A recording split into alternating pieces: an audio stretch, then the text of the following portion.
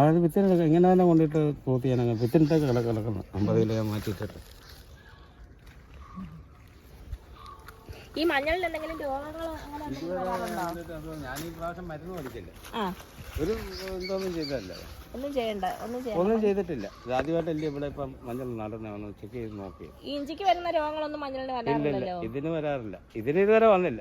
നാടന് വന്നിട്ടില്ല. ഇതിപ്പോ നമ്മൾ എങ്ങനെയാ കൊടുക്കുന്നത്? എങ്ങനെ വിത്തിഞ്ചിയായിട്ട് കൊടുക്കുവാണോ? അല്ല, വിത്തായിട്ട് അകലായിട്ട് എടുക്കാം. ഇതിപ്പം മണ്ണുണ്ടെന്നും പറയാതെ കഴിയേ നമ്മൾ കൊടുക്കുള്ളൂ. ഈ പൊടിയാക്കുന്നുണ്ടോ? നമ്മള് പൊടിയാക്കുന്നുണ്ടോ? ഇല്ലല്ല, നമുക്ക് എന്തെങ്കിലും ആവശ്യം ഉണ്ടെങ്കിൽ വാങ്ങിക്കത്തുള്ളൂ. അതിനുള്ള ആളൊക്കെ വേണ്ടേ. ശേഖരിൽ നിന്ന് നമ്മള് നടുന്നു. ഇതല്ലേ 2 പീസ് ഇതൊക്കെ നല്ല ഇങ്ങനെ നടത്തുള്ളൂ, ഓടിക്കത്തില്ല. ഇതെല്ലാം ഇങ്ങനെ 1 പീസ് 2 പീസ് തിരിച്ചും മറിച്ചും അങ്ങോട്ട് നടന്നു പറഞ്ഞാൽ ഇതെല്ലാം ഇപ്പൊ ഉണ്ടോ. തട കണ്ടില്ല ഇതിനകത്തൊരു തടയം കാണും ഇല്ലയോ? അത് നട്ടാ ഇതിന് കൂടുതൽ മഞ്ഞൾ അതെല്ലാം ഉണ്ടാവും. ഇത് നമ്മൾ പൊടിക്ക് കൊടുക്കത്തില്ലയോ? പൊടിക്കാനും കൊടുക്കും. പൊടിക്കാനും ഏറ്റവും കൂടുതൽ പൊടി ഇതിനായിരിക്കും. ഇതാണ് അതിന്റെ മെയിൻ തട. അപ്പൊ ഈ സൈഡിൽ നിന്ന് പൊട്ടി വന്നേക്കുന്നതാണ്. കാണുമ്പോ തന്നെ നമുക്കറിയാം ഇത് വിത്താണ്. ഇത് കാണുന്നത് ഇതിന്റെ നടുക്കൊരു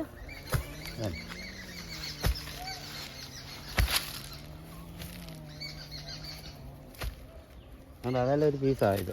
അതെല്ലാം 2 പീസ് കാണും. ചിലതില് ചെറുതാന്നെ കുറെ കാര്യമാണ് കേട്ടോ അവിടെ കിടന്ന് കളിക്കും.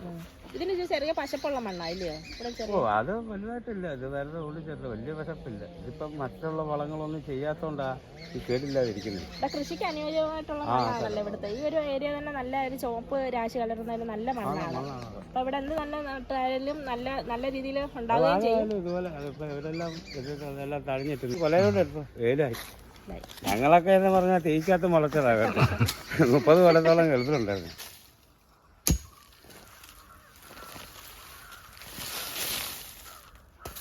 മന്തി തിരിച്ചു വെച്ചാൽ മതിയോ?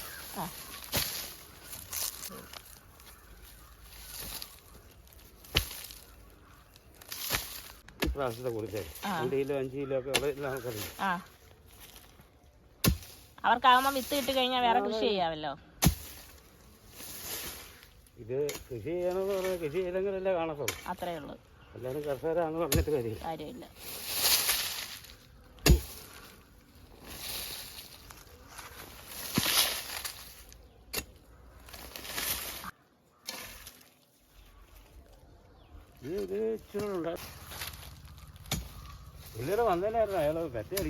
പിന്നെ ദാ ഈ ചേട്ടന് ഇവിടെ കുറെ പൂവൻ വാഴയുടെ കൃഷിയുണ്ട് കേട്ടോ.